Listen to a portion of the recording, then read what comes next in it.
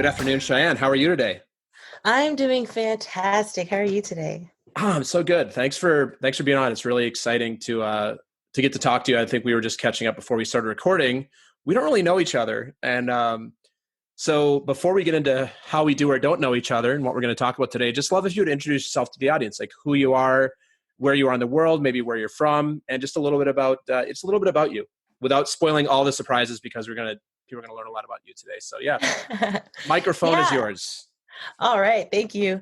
Well, my name is Cheyanne Marie, and I am a singer, actor, dancer, musician, songwriter, all things music, really. I love music. And I also love to teach. And one of my biggest passions is to take a lot of these gifts and share them with the world and give opportunities to underprivileged youth. Nice. Because if it wasn't for that for me, I don't think I'd be where I am today. Mm, So I definitely live my life by that for sure. And that sums me up in a nutshell, but I love a lot of things. I could go on forever. I definitely, but everything I do usually involves music or sound of some nice. sort. Yeah. Perfect. Well, it's good we're on a podcast today. And spoiler alert for yourself and for the audience, we have quite a bit of time to talk about all of those things. So I'm excited to learn about all those different things are. So as I like to do on the show, I like to just mention briefly how we met. So we actually met on a networking event. I think it was about a month ago. And because Yeah. we're recording this episode today, which is June 10th, 2020, which is obviously a very interesting time in the world, which I'm sure we'll talk about today. So we met on a virtual networking event that is normally in person in New York City, where I'm based, and you are not based. And so we met through that. And so we've only met looking at a Zoom screen with each other. And we've only spent, I think, about an hour and a half together. But so that leads me to the second part of this question, or first part of the topic here is tradition on the show is first impressions of each other. And since I'm the boss of the show, you get to go first. So what is your first impression of me without really getting much time to spend together? Well, okay, you definitely were one of the only people who had a really big smile on the screen. So it Yeah. was my first time doing a networking type meeting like that, and I was like, this guy is really happy. And so that made me happy because I was like, you know what? I'm definitely a big smiler too. So that definitely put me at ease. And you just seemed very easygoing. I don't remember. You said you were a dad, right?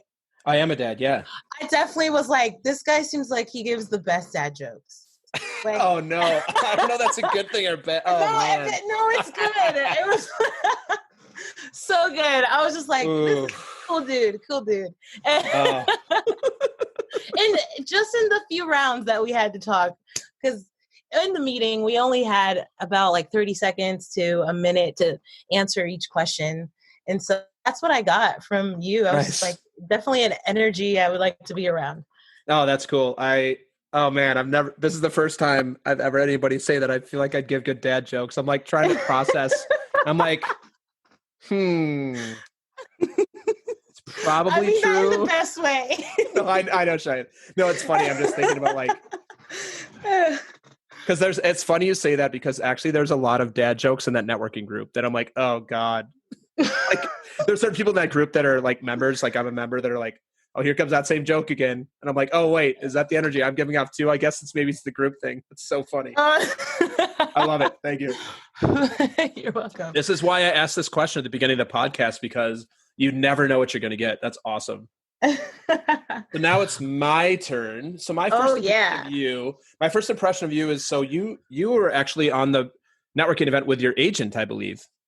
Yeah, she's my manager. Yeah. Or with your manager, yeah, which was super cool. And I was like, that's not a common thing. So my first impression was like, oh, who's this awesome woman who's with her manager on this networking event? And then when you shared, and then I guess my first impressions when you first started sharing, like I think it was also you strike me as like a light, bubbly person. And now that I know that you're like a music and theater person, it doesn't surprise me at all. Like that's definitely the energy you give off. So I was like, oh, that's somebody. And I'm always, I'm always looking for people to come on here that, I mean, I think everybody's interesting, but people that we're going to have a fun, light conversation with, maybe do some like improvisational stuff and just get to know each other. So I was like, oh, So like this is, there was actually two other people from that meeting that I'm actually going to have on the show. And I was like, oh, I really want to talk to her on my show. And I think I reached out to your manager. She's like, yeah, that'd be awesome. So my first impression of you is also like great energy. When I heard, I'm always fascinated by people in the arts. I'm not in the arts. And I also like, I'm a guitar player, but I'm like, and I love theater. I love film. I'm a huge movie snob. So I'm always really fascinated by people that actually have a profession in the arts. So I'm like, cannot wait to hear more about this. Oh, that's awesome. Well, thank you. Yes, of course. So, all right. On the hot seat. Are you ready? I'm ready. All right. I think you're ready. You're ready for it. It might be a little painful, but not too painful. So first question for you, and I think you've already answered this, but I'd love to dig in some more, or if you've got a different answer, that's cool too, is what is something that you nerd out about? Ooh, okay. You can't tell me anything about Bruno Mars because I love him. I love him so much. Oh my God. That's so good. I probably know all his demos. I know all the songs he's written that you probably don't know he wrote. I just know I'm obsessed with him just as a producer, and I'm just a songwriter. I love Bruno Mars. There was a time where the best gift I ever got was a Photoshop of me sitting on a bench with him in a park. A Photoshop? Yes, it was the best Amazing. Gift. I had a friend who knew how to Photoshop, and that was the best gift I ever got. And I think that was my wallpaper for like 2 years straight. Yeah, I can see that. I like that you brought this up. Another one of my guests, Shelby, I think it was episode 13. She's also a huge music person. You two would get along great. I should introduce the two of you, but awesome. Her podcast title is like Problem Solver, Event Manager, and Shameless Drake Fan. So she has the same thing for Drake. And she told myself and the audience how many minutes of Drake she listened to in 2019. I'm like, that's ridiculous. It would like, because in Spotify, you can go in and see like how much you listen to of each individual artist. Mm-hmm. And I'm like, that's insanity. So yeah, she probably paid his salary, Well, through Spotify, probably not. Probably he got like 0.1 cents every time. But I am admittedly also a big Bruno Mars fan. We were actually going to go to the Bruno Mars concert a year and a half ago at Barclays Center in Brooklyn. Oh. And then the tickets were like, it was insane. I think the tickets were like $450 for like not good seats. Oh yeah. I know. See, I paid $250 to see a one floor seat, but that was in Atlanta, and you have to get them really early. Yeah. But if you ever get the chance, you have to see him. No, he's amazing. He's like, I'm a big R&B and like soul guy. So to me, he's like kind of the reincarnation of James Brown coupled with Michael Jackson, which are, in my opinion, two of the greatest artists of all time. And like his voice, his voice. So I'm a big Bruno Mars fan as well. That's cool. So you nerd out about Bruno Mars. What is, let's see, what's his actual name? I forget. It's Peter Hernandez. There it is, Peter Hernandez. And isn't he also like, I might make a fool of myself, he's what, half Hawaiian and half Jewish or something like that? He's he's Filipino. A Filipino, yeah. A Filipino and Puerto Rican. Yeah, but isn't he also half Jewish? I could have sworn, or maybe I'm confusing him with somebody. I actually can't. I don't remember reading that, but I'm sure I can look that up. Yeah, no. That's really. But I actually did not know that. Yeah, and I'm actually not sure. I might be confusing with Lenny Kravitz, who's definitely half Jewish. Yeah, but anyway, Bruno Mars. Yeah, he is half Jewish. He is, okay, yeah. So, okay, cool. So there it is. So you're right. He's technically half Puerto Rican and half Jewish. Yeah, half Jewish. That's an interesting combination. But grew up in Hawaii. Yep. Yeah, there it is. There it is. And by the way, I'm not like, this is not like a sports broadcaster where I have somebody in my ear who's like, Bruno Mars is this. I'm like, actually, like, I have a good memory for this useless stuff. Oh, that's awesome. Well, it is and it isn't, because I don't have a great memory for things that like make me money or help me be more successful. It's more like, oh, I know that Bruno Mars is this and this. Last question about Bruno, or about your love for Bruno. What is if you had to pick one Bruno Mars song, what song would it be?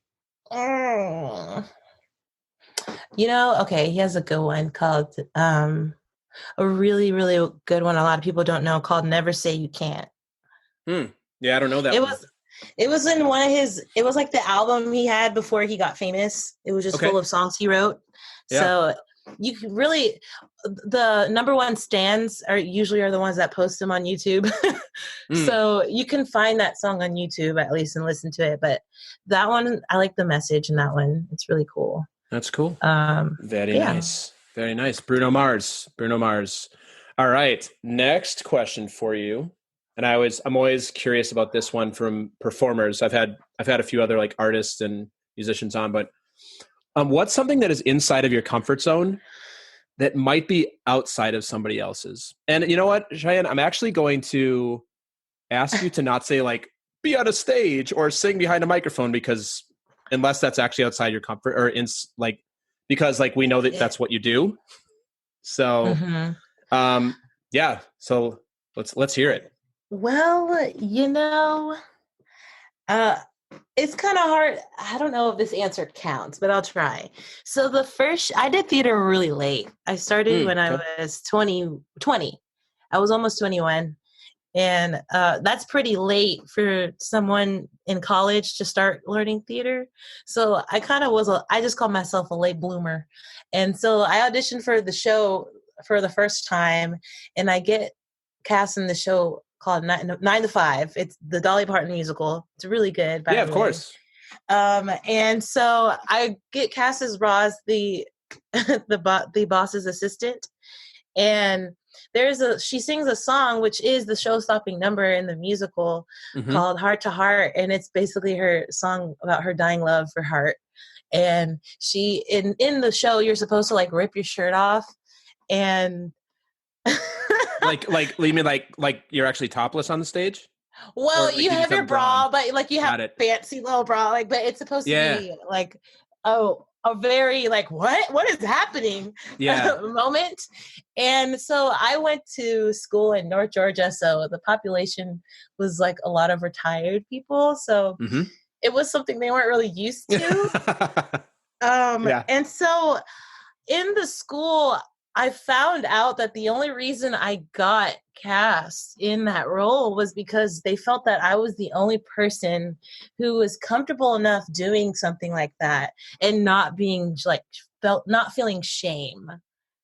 Oh, wow. So I usually put myself a lot in positions where people are probably like, oh my gosh, I don't know if I could do that. And I'm like a pretty shameless person. And I mean that in a good way. Like, I just thought about the show Shameless. Yeah. If you ever seen it, that show's crazy, y'all. Oh, it is crazy. I mean, I don't think I'm like that crazy, but at the same time, I've definitely been in situations where people are like, I don't know if I could do that. And it doesn't really faze me just because for a long time, I think I did used to care what people think, but not so much anymore. I feel like theater kind of helped me allow myself to like put myself in awkward and uncomfortable situations. And I think that's just something that I don't know if this answer really counts. I don't know. But like that's I don't know. Let me get my scoring sheet out and I'll tell you in a minute. It counts. No, it's actually I love that. I love that answer. It's something, what I'm hearing in that is it's like, you're not afraid, like, you know that a failure is like usually not a failure, and that's actually like the stakes aren't as high as they may seem to be. So I think a lot of people, myself included, not so much anymore, but in the past, like doing that thing that feels scary is like, you don't do it because you're like, what? Because of the unknown. But like, I think that's like one of the things that I was saying earlier, I love about artists is like the unknown is actually where the creativity lies.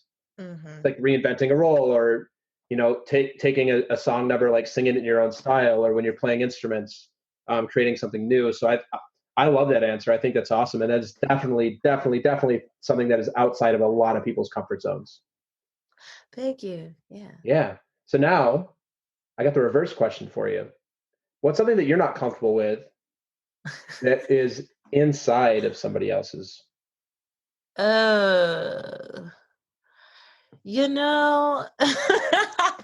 This is like so backwards. In a way, I don't like confrontation. I avoid negative confrontation. Let me Okay. specify, because I don't mind bluntness or just honesty or anything like that. It's just when it's negative confrontation, like I try to avoid it. I don't want to deal with it. I don't want to know how they're gonna feel or how I'm gonna feel if I know. And I feel like that's not something that can be a little scary. I think because I spend my career being judged and like having to always just be on, that I feel I sometimes associate like I guess confrontation with like that, and it makes me feel like, okay, I'm at work, like, because when it's, as an artist, it's hard to get told no a lot, but we do, and you have to just take that and let it fuel you, and that's okay. It's okay to feel bad, but sometimes I think I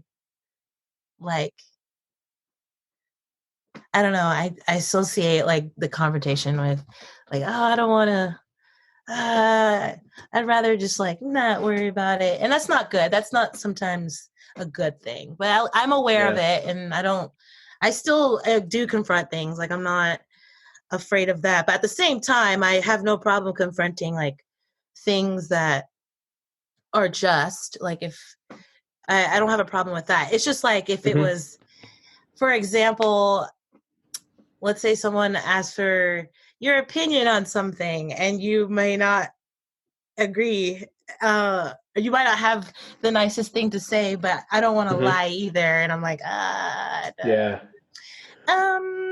Well, I have a question for you. Do you identify as a people pleaser? Yeah. Yeah, I think so. Yeah.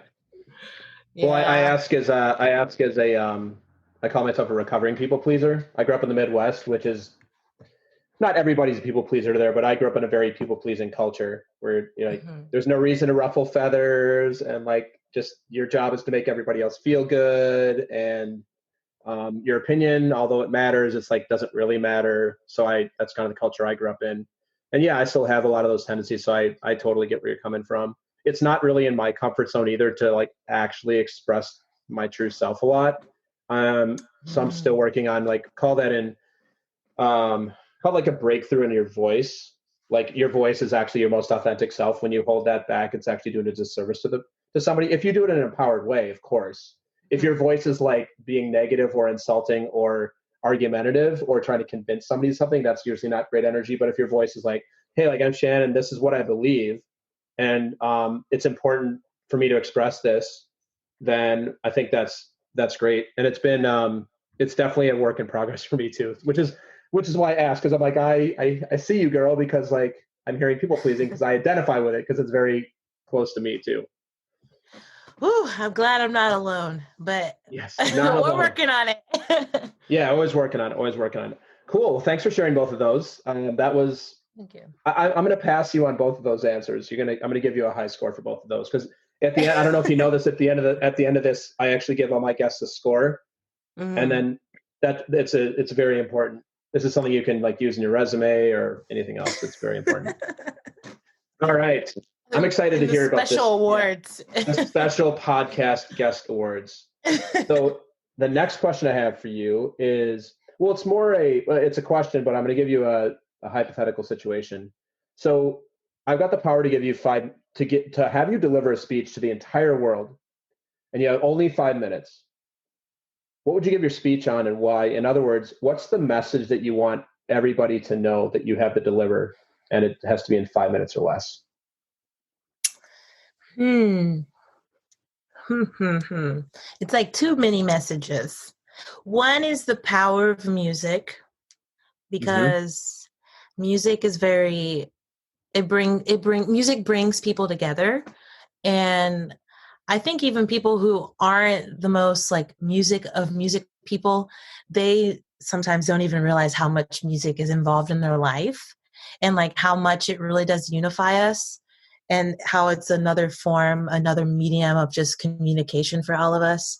Yeah. And I would definitely talk about that, simply because people always considering cutting the funding in the arts, or always saying, we don't need music, or anyone who thinks that like the arts or music aren't important or just sounds like, because this podcast is still, it still uses elements of music, Sure. Just like how much it impacts our life. And I definitely want to preach that, because I think we forget, and we don't want to lose that. It's been such a part of our history for so long. Yeah. And it's a way that we've known our history. And with that, how it unifies us, in the sense that a lot of people don't know this fact, but if you sing in a choir, even if you're not necessarily the best singer, just the act of singing with a group of people over a period of time, a short period of time, all of our heartbeats begin to sync. Really? That's so Yes. cool. Oh my God. Yes. That is And awesome. it's because of like just the power of the music within you. And eventually we Yeah. all do reach the same vibrations from singing. Oh, I'm not surprised. I'm not surprised. And I'm also like, that's such a cool thing that I've never heard before. I am not surprised. It's true. And like, I don't know if just singing in a choir, even if it's not necessarily the best choir in the world, it still is healing in that sense. And that's also why I do what I do. I love what it does. It brings people together. How you look doesn't matter. It's just another way of us like expressing ourselves and just loving each other and connecting. I don't know. I love that. It's just, I would talk about that. Yeah, no, I think that's great. Do you know choir? No, I don't. Oh my gosh, and you've got to check this out. So I'll give you the premise. You are gonna love it. So I believe it's in Toronto, and it's a group of people who get together and sing pop songs, but in choir format. And it is awesome. If you look it up on YouTube, I believe they have millions of views. Like it's pretty popular. So definitely check it out. And there's a video of you know who Leonard Cohen is? Yes. So he passed away, I want to say like 2 or 3, maybe it was like 3 or 4 years ago now. And his most famous song is obviously Hallelujah. And they actually got a warehouse filled with people, and Rufus Wainwright, who re-recorded that song and has one of the most famous covers of that, led this group of people who don't know each other. And I think it's got to be like 1,500 people, and they sing the songs. They sing songs. So they did like, that's the most famous video. It's beautiful. Wow. They'll do like pop songs. So they do songs from musicals sometimes, but it's literally like, just show up as you are. You get a piece of paper with the lyrics and you just all sing together. It's super cool. So choir, the name of it is Choir. Yeah, Choir is the group. And if you just Google choir, you will find it. Yeah, I'm sorry, it's choir exclamation point, choir exclamation point, choir exclamation point. But I'm actually looking on the web right now, and they've got a picture of them in some sort of concert hall with like thousands of people singing. So yeah, check it out. Wow. And it's what's also amazing about it is, like I personally, I don't sing, and I consider myself like a really bad singer, but the power of people getting together and singing together, it's always beautiful every single time.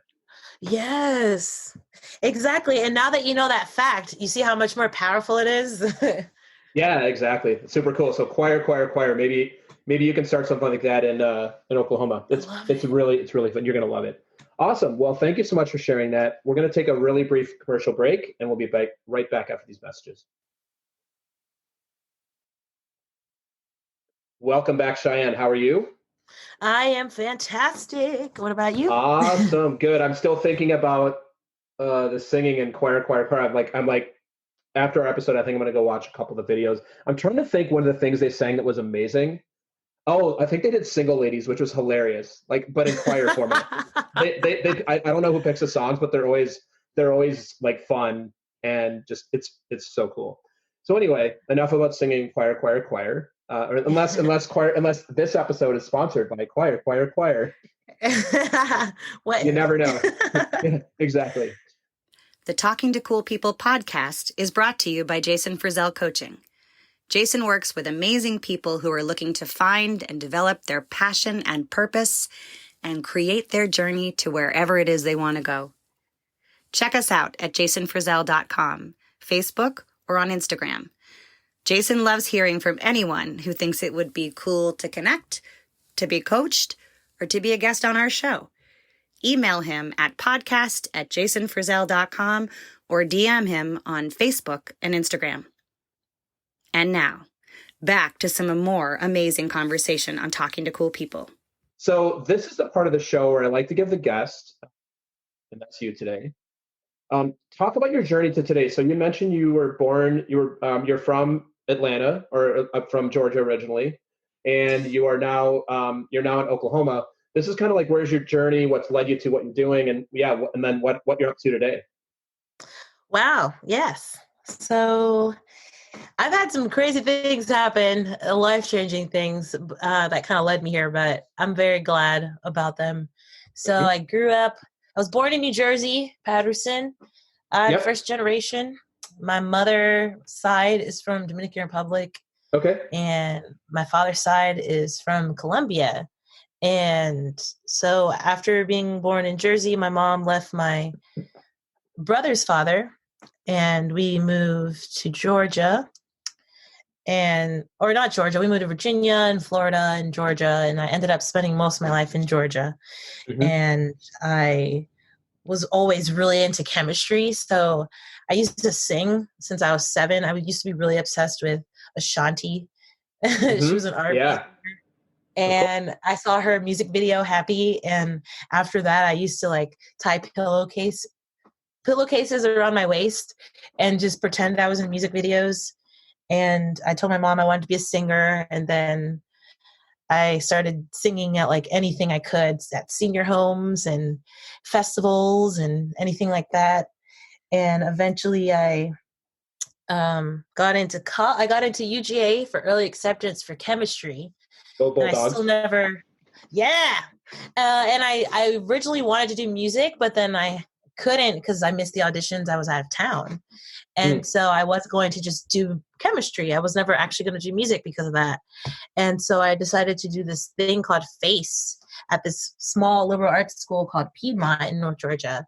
And I did that. And it's this overnight event where you just spend the night with fine arts students, and it's called the Fine Arts College Experience. That's why it's called FACE. And they offered a musical theater degree, which was one of 5. Mm-hmm. So I was like, man, I could do this. And so I decided to do music, not musical theater, and do chemistry. And then I found out how difficult that was. And so I actually lied to my mom about my major for a while. And I told her I was actually chemistry major because she didn't think that I was going to make money as a singer. Yeah. So she really just didn't support it in that sense. She supported me as a singer, but just not as my career study. Yeah. And so she didn't. I that's why my junior year I did a musical. I did 9 to 5. That was my first show, and I was like, I'm going to do theater major. I'm switching to theater. So that's when I switched, and then I told my mom the truth. And then how did that go? I'm just curious how that went when you told your mom the truth. Gosh, how was that conversation? Mom, it was a little easier because I told her after she saw a show, and I did Velma Kelly in Chicago, and she was so happy. She was so oh my God, that's my baby. I'm proud. Mama Kelly is Queen Latifah's character in the movie, right? No, Velma Kelly was Catherine. Oh, Velma Kelly, Jones. Yes. Oh yes, of course. Yeah, she's the other lead. Besides, I've actually seen Chicago on Broadway, Rhapsody. Right. I've seen Chicago on Broadway, but it's been a long time. See, I haven't seen it. I want to see it on Broadway. It's still running.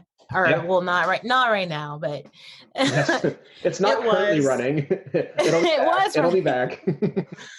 But so after that show, I told her the truth, and she was like, I support you. It was a lot easier because she was like, okay, you're actually good at what you do, and you're actually doing stuff. So it was a little easier to break it to her. And so I just told her I got a minor, which I did, but I don't know what I'll do with it. Yeah, it's just a minor. Yeah, but then that school got me the opportunity to get a full ride for my master's. And so that's what brought me to Oklahoma City. And I did an apprenticeship in Atlanta. And I didn't like the racism I saw in in the theater industry there in Atlanta. So it kind of inspired me and provoked me to open up my own thing. And I didn't want to be like every other artist who's like, I want to open up my own theater so I can perform everything I want to perform. It's not like that. It just became, I saw a bigger social issue going on. Yeah. And I was like, okay, this affects people who are like me and who, and I want to like make the difference with that. So that kind of is, after doing that and being at Oklahoma City and getting the training here, it's made it for me a lot more possible and a lot easier and like more attainable. And so, yeah, that's where I am on my journey, at least. Nice. Like I've won, not to, I don't want to sound like I'm bragging, but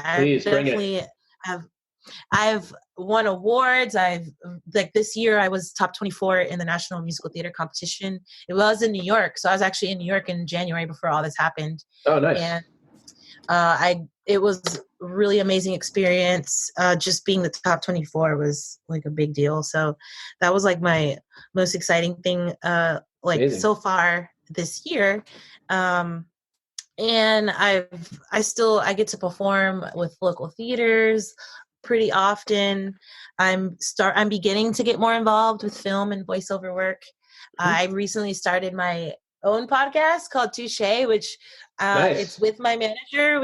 My manager co-hosts with me, and it's just, we do social commentary and entertainment news, and it's also it's based off like I do the live recording for my Patreon members, so they can like get the one-on-one with me as an artist, and then I edit and release something for the public later on. Very cool. It's just like a way for me to be more comfortable talking, and just because I have a really big dream and goal, and there's a lot of skills I'm working on and building, and so that's how the networking group also happened. It's been really great. I've been grateful for the connections, honestly. Yeah. Well, here we are. Yeah. Yeah, exactly. That's awesome. I'm gonna have to listen to your podcast, and especially if you talk about, you talk about entertainment news? Yeah, so I will say, like, it's explicit. Wow. It was like a happy hour podcast. Yeah. So a lot of times we're not. I'm asking. Yeah. I'm asking because I'm sure I always make fun of my wife because I hate like E! News and Bravo and all the things like most guys do. I think most. And I'm always like, oh, I'm like, come on. But like, she loves that stuff. Like my wife has a very busy, intense job. So when she's not doing that, and like, obviously as I mentioned, I have a child, we have a 4-year-old. And so like, when we're not doing those things or hanging out together, she's like, I just want to sit on the couch and just watch like something that requires no brain power. And I was like, can't we just watch a movie that like some sort of movie? She's like, I just want to watch. She's like, I just want to watch The Housewives. I'm like, all right, I'm going to go do something else. Cause I just can't. I actually can't with that. No, but it's like, that's why Leanne and I were like, we have to do a twist. I was like, so we'll just talk a lot of smack. Like sometimes we'll make fun of like, some of the news we hear. We're like, come on, if that was me. Have you ever tweeted or Instagrammed on anybody that you've ripped on and had them respond to you? No, I actually haven't. I've recently started being more like, this is bad. I'm probably like the worst. I don't know if I'm considered millennial still. I should be, but I'm like the cusp. But I'm probably like one of the worst ones about social media. Like the only reason why I've recently been better about it is because I kind of have to. Don't casting agents be like, hey, how many Instagram followers do you have? Like that's actually a thing that's at like a real thing now. Yeah. Yeah. Yeah, it does. But I'm like, I'm slowly building, like at least everyone I have is someone I actually know. So I've just come across people. Yeah. I actually have a couple acting related questions for you. Oh yeah, sure. So first question is, what's your favorite musical of all? What's your favorite theater show of all time, musical or not? Like if you like, what's your like that is my holy grail of it can be Broadway or maybe it was never on Broadway. Like what's your all time favorite show? It's such. I hope it's not a cliche answer, but if you've not seen it, In the Heights. The Heights. Well, the movie's coming out. You know, the I am movie's so coming out. excited. Yes, Yeah. I can't wait to see it. Well, if movie theaters are open. Right. So it's actually interesting you bring up In the Heights. I saw it twice because it was on Broadway, and I think it was over 10 years ago now. For those who don't know In the Heights, which if you're, it was Lin-Manuel Miranda's first show, and plays the lead in it. And his character's name is Usnavi, and I won't spoil where the name comes from, but it's actually a hilarious joke. But it is a great. The music is awesome, and the preview for the movie looks amazing. And I think was supposed to come out this summer, so it seems like maybe they've been done filming it. So hopefully they'll release it soon, or they'll release it like it seems like it's ready. Yeah. Yeah, I hope that I think they finished filming before the COVID happened, but hopefully they can release it, like you said, in time. If not, I'm waiting. I'm patiently waiting. Totally. All right. And then second question is, if you could play any role in the history of like television, film, theater, and you got to be like that character, who would that be? Like, what role would you want to play? Oh. It could be one that already exists. You mean? Oh yeah, no, like that's specifically like for me. Specifically one that already exists. Yeah, you could be like, oh, I want to play Charlize Theron in Mad Max Fury Road. Like it could be anything. Like it's somebody that can be out there that's already been played. And you're like, that's the role that's my dream role that would be perfect for me, or that you just like inspired by. What role would that be? Ooh. That's so, oh God. So see, I'm like a huge Meryl Streep fan. Mm-hmm. So my mind is just like almost anything she's done. Yeah.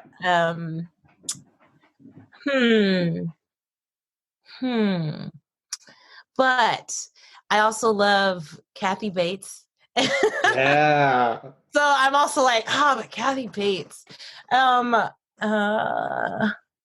This is a hard one.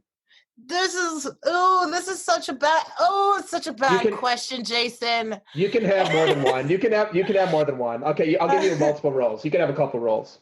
Not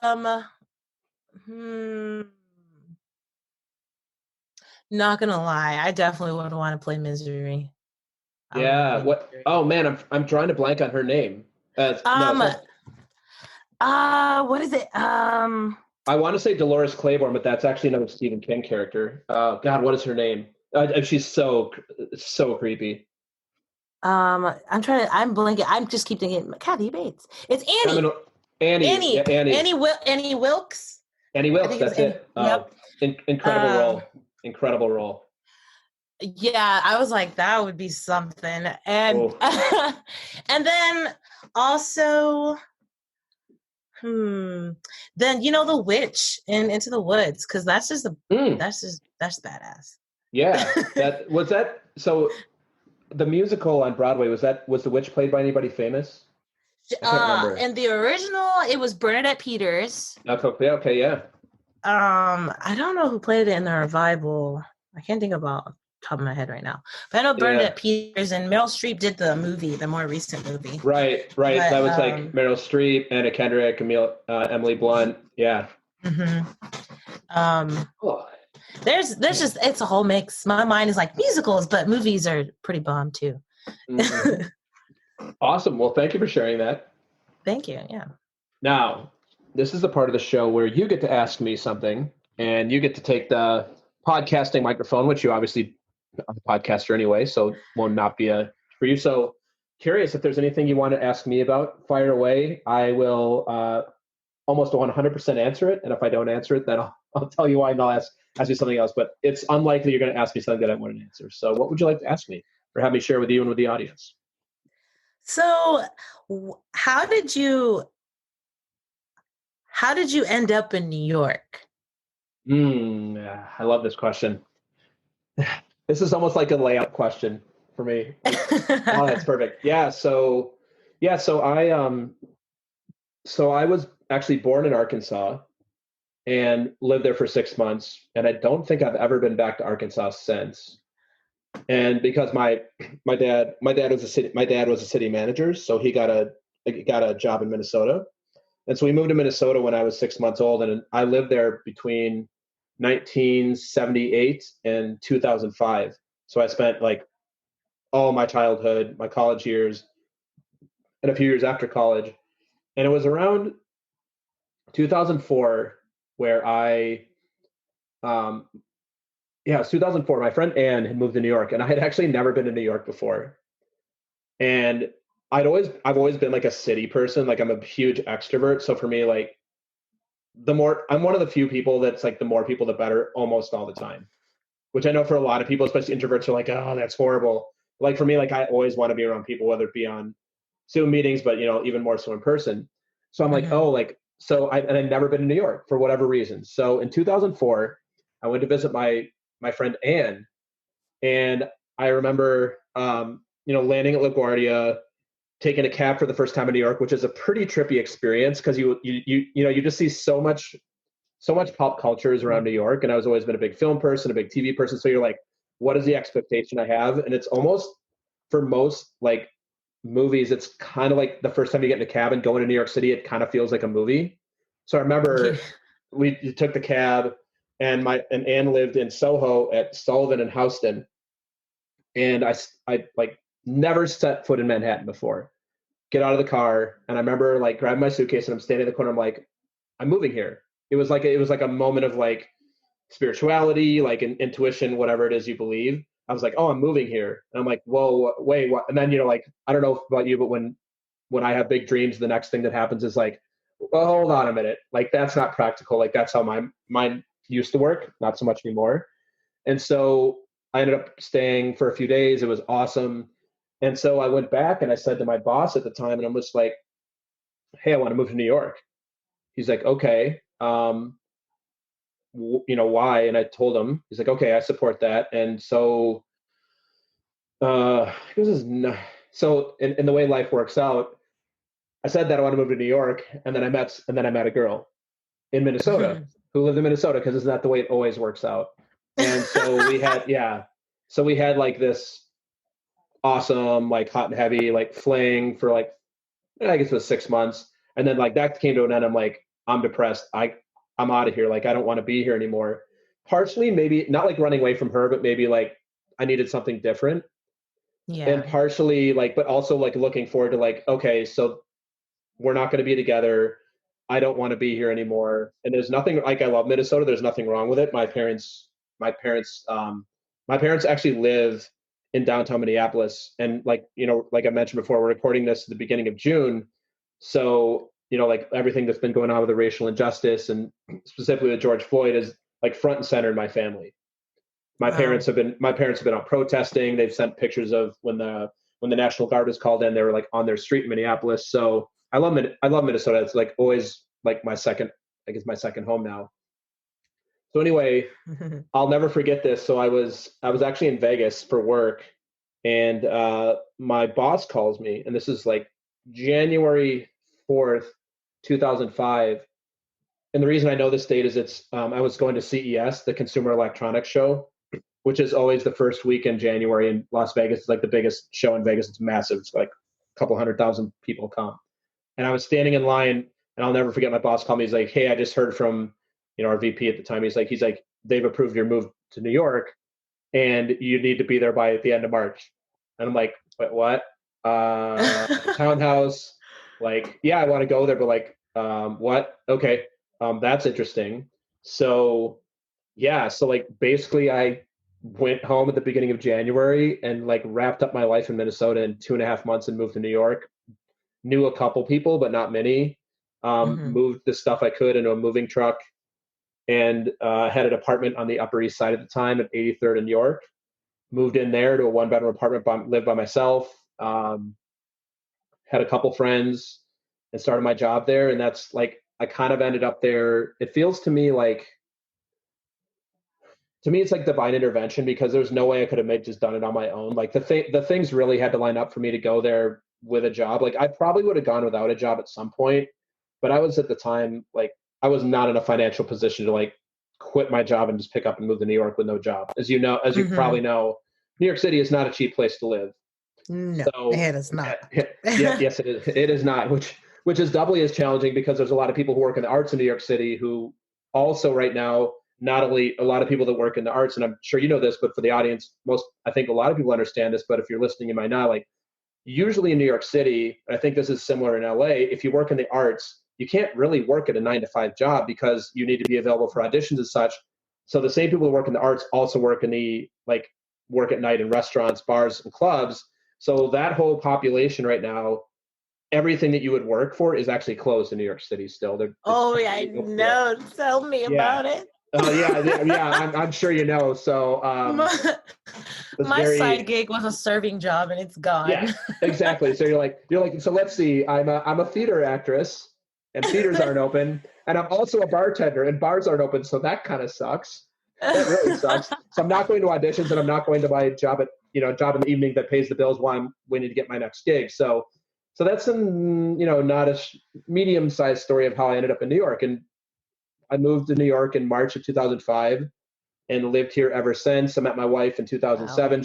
She's a transplant from Ohio.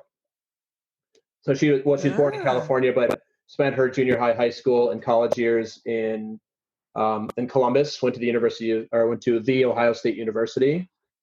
So I also married into a better football family than where I'm from, because I went to the University of Minnesota, which is usually not very good at football. And it's not like, you're coming from Georgia, like University of Georgia, it's like you like football there. Like, do you even have a choice? It's like when you're from Columbus and you go to the school, like you don't have a choice. Like you like Ohio State football, or they kick you out. Hey, the UGA and the Georgia State feud is crazy. Oh yeah, for sure. Well, so that's a great question. That's how I ended up in New York, and we don't ever plan to leave. So I consider myself a New Yorker. I've been here over 15 years now. Yeah, I guess it's 15 years in March of this year. I love it. That's really awesome. That gives me hope. So you don't see yourself leaving. So that means you love it there. Oh, I love it. I love New York. I love New York, and it's actually very sad right now because New York is not New York. The reason that most people love New York is because of the theaters and the entertainment, and it really is true from a purely it's almost factual. Like anything you could ever want, hope, and desire, you can get in New York City. So if you like the theater, you can go to the theater every night of the year and see a different show. We get all the best all the best concerts, all the sporting events, anything's available in New York. And that stuff's all shut down. Like we just moved into phase 1, which is we just moved into phase 1 in New York City because New York City is the epicenter of the epidemic. So we just moved into curbside pickup for retail, which if you go to Macy's now, you can get curbside pickup. You can't really go into Macy's and shop in there. And then we just moved for manufacturing jobs, which I'm not into manufacturing jobs. So yeah, bars, restaurants, all that stuff is still completely dark. Wow. And life is over here in Oklahoma just moving on. Bars are open. Not all bars, but most bars. People aren't wearing masks. I'm like, oh, you are a little crazy, but okay. No, masks are, I think New York State masks are still required. Wow. Yeah. I mean, the thing with New York, the thing with New York State, I believe New York State had 40% of all the deaths of the United States from COVID. Yeah. Wow. Yeah. Yeah. Well, there's no, New York City there's 42 or 43,000 people per square mile. So, you go to a bar. I had a friend who went to a bar and got COVID the next week because you're at a bar. It's likely you're smashed into people are smashed in everywhere, but you go to a bar or you go to a restaurant, but then how do you get home? You share a cab or you take the subway. You don't hop in your car and drive around anywhere, which is, so there's there's not really a way to social distance in New York in a normal mode because the subway, how do you social distance on a subway? You don't, you can't. Yeah. Wow. That totally makes sense. But I just couldn't imagine being there. And I was supposed to be moving in May but with all this, it was like, okay. Yes, I planned on moving. Oh, I didn't know we had our New York showcase in May. It was supposed to be May 12th, but it all got canceled. So I'm just hoping for better in the fall or next summer. Yeah. Well, they're working on it. So best wishes to you. I hope that works out because it's a competitive place for what you do, but it's also there's a lot of stuff. There's a lot of amazing stuff that goes on. And it's a great community of people. Awesome. Well, thank you for the question. That was really cool to be able to talk about. Thank you. You're welcome. All right. I'm happy you told me so much. Yeah. Awesome. So back to you. So Cheyanne, what are you passionate about? Yeah.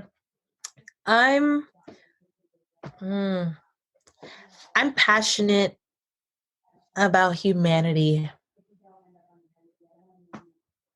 I like to always make sure the people around me know that they are loved and feel good. Um and I just try to like carry that in like everything I do. So I'm very passionate Mhm. about that. Yeah. Yeah. What advice would you give to people that want to be more like get more in touch with that part of who they are, but feel a disconnection there? And I think this is also a really timely. This is a really timely place to talk about this. Mm-hmm. Is like love and humanity. I know for me personally, like sometimes I feel a bit like I'm in a people business, and even I feel sometimes disconnected from that. And I think that's actually what the world needs more of right now is like heart and humanity. So what advice would you give to like I'm asking for me personally and also for the listeners, like what do you think people can do to connect more with that part of who they are if they want to and they're not necessarily feeling that connected? Yeah, and I'm now not everyone is, an empath. So like I Yeah. know I am, so I it's probably a lot easier for me than probably someone who's not. But I always say, you know, I break down like the whole idea of like treat people the way you want to be treated. Like it sounds so cliche, but really it applies to like so many things. And like the best way to say is like though you may not always understand where people come from or what they're going through, a lot of times what people want is just compassion or just understanding or just someone to listen or just someone who's willing to just not make a quick judgment. And it doesn't let, and like I said, it's not that you have to necessarily understand everything. And so like my advice is always uh listen, like really listen. um and then what can you do and what can you share with someone uh that doesn't that doesn't feel like you're overextending yourself. Yeah. I hope that makes sense. So like No, it even does. it could even be like a simple advice like you might not have money, and it's not saying like you see um it's like yeah, it doesn't have to be money. It could just be something as simple as, hey, I just want you to know that you're like a special person. And like sometimes you don't know like what that could do for someone or at that time, or who imagine if you were going through something and someone did that for you, or if you are financially able, if you can, it's just the little things, just paying little things forward when you're in a situation. Like what can you do to help someone else Hmm. in that moment or today, whether it be verbal or physical, like if you're helping someone across the street, just not forgetting that. Because I also think with the COVID, a lot of us are going to be scared to like help each other and like get close again. And I don't think we have to worry about that as much. Like don't forget to like that we're still human beings who want to feel good and feel nice. Like that's all Yeah. we want, and it doesn't take much. It to me it Yeah. takes more energy to like instill negativity than it does to be nice. Yeah. And This. so when you Yeah. remember that, it makes it so much easier. Like what nice thing can you do to the world to add to this world's energy today? Even if it's Yeah. just making a nice positive statement. Yeah. That's So cool. yeah. I love that. Yeah. It was, so, one of the things I do, as we talked about the networking group, I coach at startups and some corporate coaching, but like where I really have a passion for is coaching individuals. And one of the things that I learned through my coach training program, which was to be honest, very challenging for me because prior to that, I came from the sales world where you're always listening for like, not the gotchas, but like the places to like convince or to sell somebody on something. And one of the things in coaching that's so different that was very hard for me to get to, and I'm still working on this all the time, but it's a skill of like I think it applies here, is like listen from curiosity, because Mm-hmm. like, oh, just like, hey, like I want to hear your point of view from curiosity, not so I can agree with you. And it's, yeah, sometimes it's like not so I can agree or disagree, or even to learn. Like, yes, you always want to be learning, but it's like, oh, I'm just like genuinely curious about like, what's that experience for you from a curiosity place, Mm-hmm. not from like, I'm here to give you advice or tell you what to do. And yeah, like sometimes people want that, but a lot of times people just want to be heard. And that's all they want is to feel heard. So I think that's awesome. Yeah, I'm just thinking about how I can apply that to, just like how I can apply that out in the world. You've inspired me to think about that. So I'm being a little quiet. Yeah, I'm glad.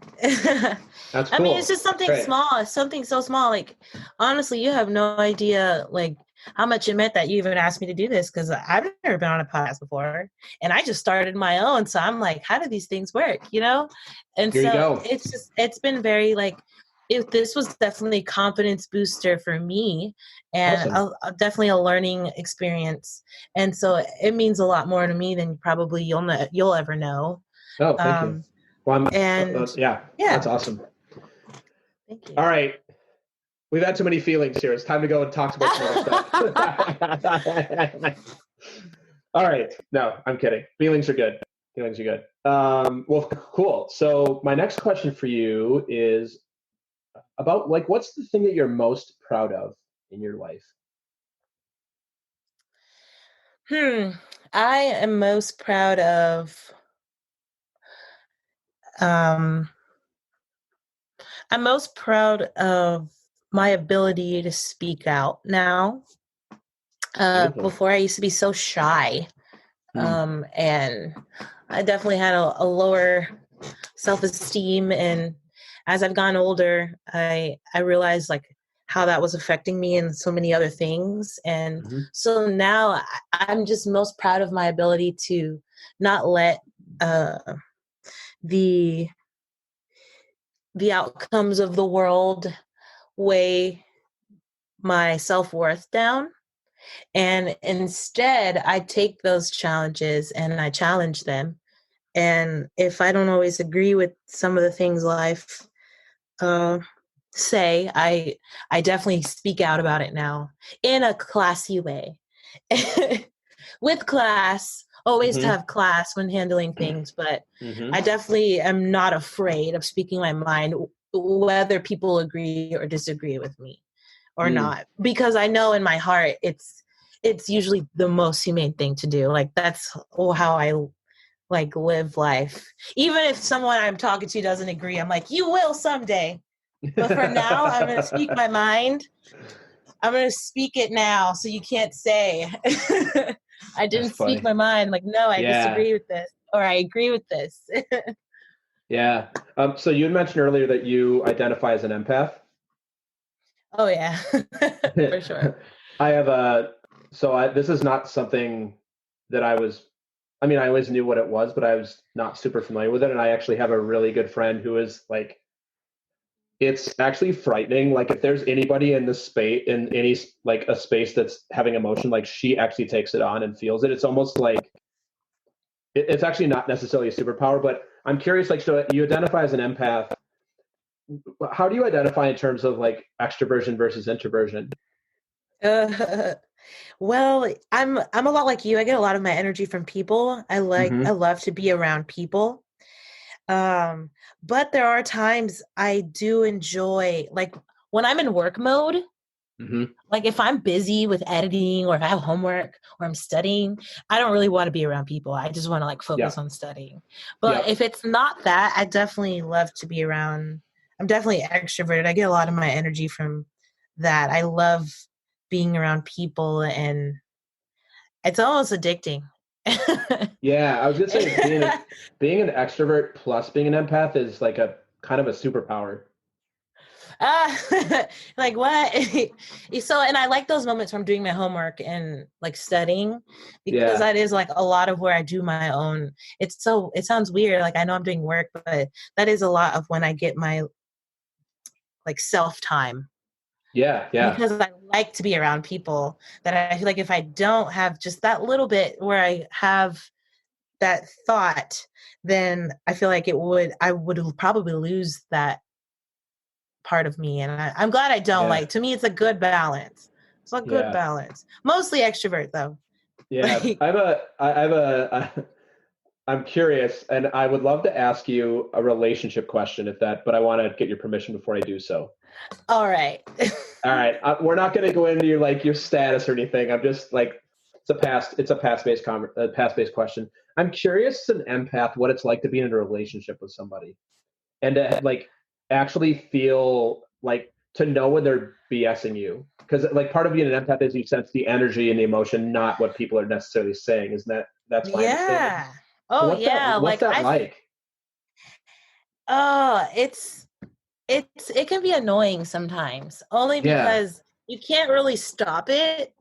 Yeah. And so even if they're like, hey, I'm fine, you can be like, I know you're not fine. And so it bothers you no matter what. Even if you didn't do anything, you probably did nothing wrong.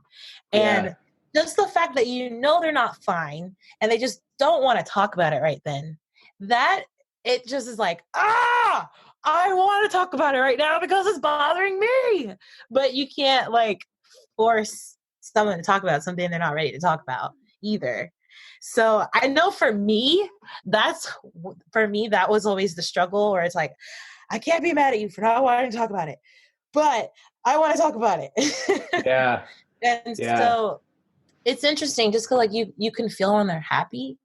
You can feel when they're not. You can feel when they're sad. And sometimes it's like, you don't even have to say anything. It's just like you feel it. And that's really special. And I think when you find someone I think finding the right person, it's kind of that connection. It's that good balance of like, you feel each other's energy, but then that also idea of just being able to communicate. But I think you being able to communicate with each other is only because of how comfortable you are, when you're not talking. Like for me, I find like when I'm thinking about a relationship in particular, and like for him, a lot of times when he was upset, like I didn't have to talk. He just wanted me to sit there, and that was enough. And so he's just like, it's cool. Like you just kind of learn the person you're with and you adapt to that. But I think it is like, I like how you said it earlier. It kind of is a superpower. Like I'll always kind of know things before they do.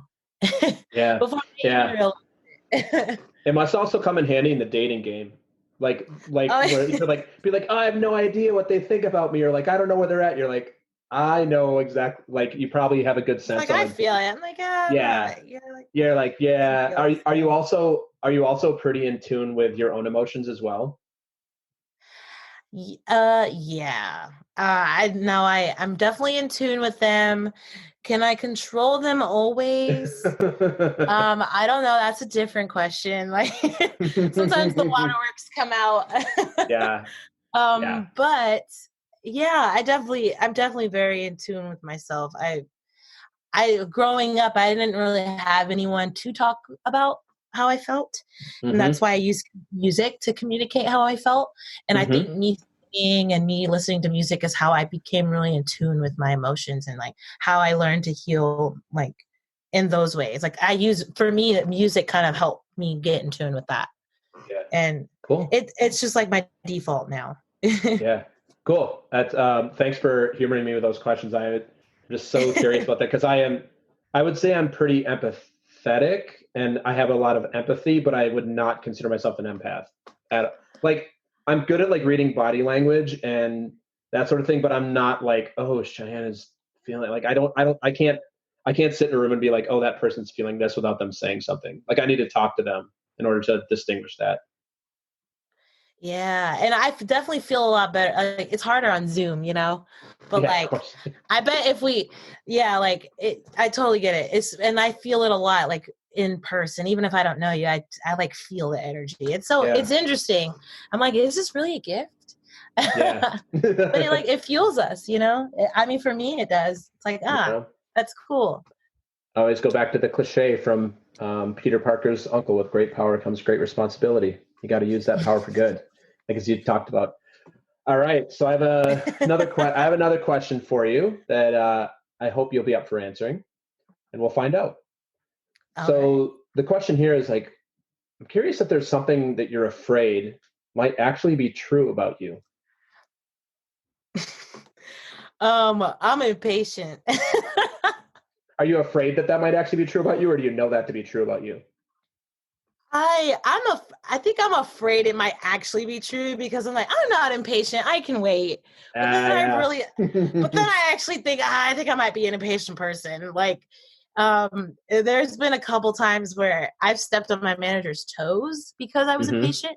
Thankfully, she doesn't get mad at me because she knows me. But like, I was just like, am I really? Like, I'm having a hard time accepting that. And she's like, Chey, I said I was going to do this for you. And you still went and made your own YouTube channel. You don't have to do it. I can do it for you. And I'm like, but I don't mind doing it. she's like, no, she's like, I need to do this for you because at some point you're going to like, you're not going to need me anymore. Like, you don't need me because you're doing your own things. Like, no, I need you. I need you. I need you. I need you. That's funny. And so I think that's one thing I've had kind of a hard time. Like, see, I know I'm impatient. Like, I'm impatient about the things I know I can get done. Yeah. But then I'm like, no, shit, I think you might be impatient because I want to believe I can wait. But when I think about it, I'm like, yeah, I don't know. Yeah. As a fellow impatient person, I totally get you. I am very impatient. Yeah, very impatient. Like, no, I'm just driven. But I'm like, yeah, but I'm also really impatient. Yeah, that's the word, driven. Yeah. You're like, what's the difference between your drive and your impatience? And like, what's the balance? So I totally feel you once again. I feel you. See, that's like an empathic thing. I feel what you're saying. You feel me? I feel you. All right. So we're going to start to wrap up for today. I have a couple more questions for you.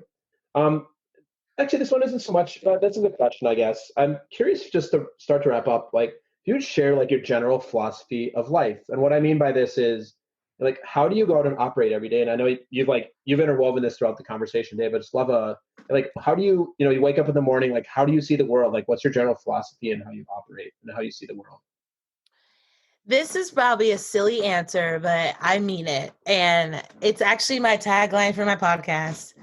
But basically, stay sassy but classy. I love it. Love that. That's a great philosophy. Don't take mess, but have class always. Like, always be classy, but it's okay to be sassy as long as you're classy. So, and like, in a nutshell, if I had that's when I made up for myself, I would say that. And if I had to do something a little more generic, it's definitely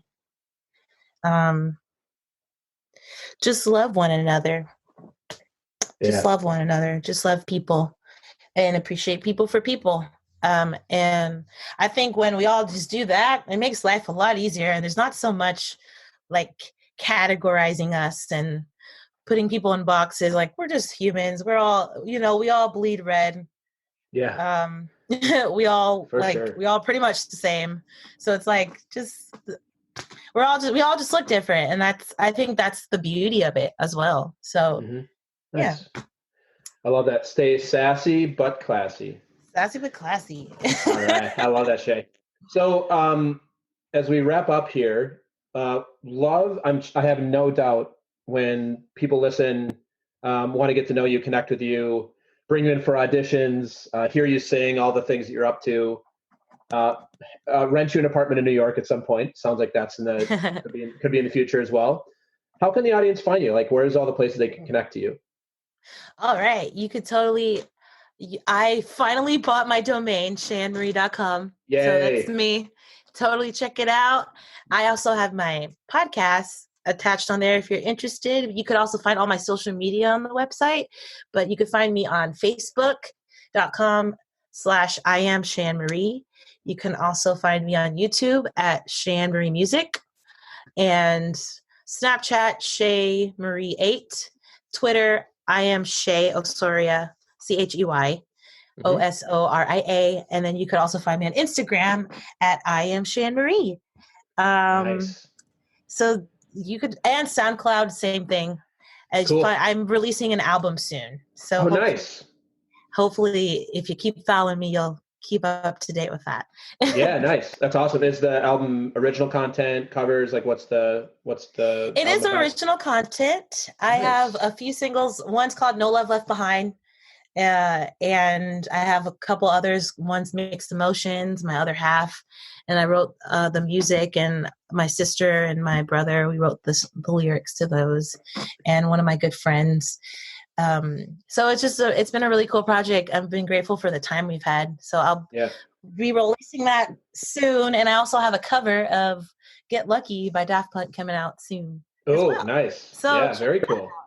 Yeah. So for everybody listening right now, I will also put all these in the show notes because you probably can't remember all those. So I'll make sure all these are covered in the show notes. The last question, last ask I have of you, I have a music related question. So you're obviously a music aficionado and a musician and an artist. What's the song that you go to when you want to feel good? Like and then there might be a few of these, but like, what's an example of a song like when you hear it, you're like, I'm just going to feel better? Make It Happen by Mariah Carey. Yeah. That's a great song. So good. I love Mariah Carey. It is the beat. You can't help but feel good when you hear it, and the words are good. The bridge of that and then song when you're is singing super Mariah cool. Carey. Yeah, the bridge of that song is super cool. Like that, that bridge is super cool. I'm going to offer up mine. Mine is the Way You Make Me Feel by Michael. What is it? It's The Way You Make Me Feel by Michael Jackson. So good though. Yeah, such a great song. That is a feel good song. Yeah, such a feel good song. Awesome.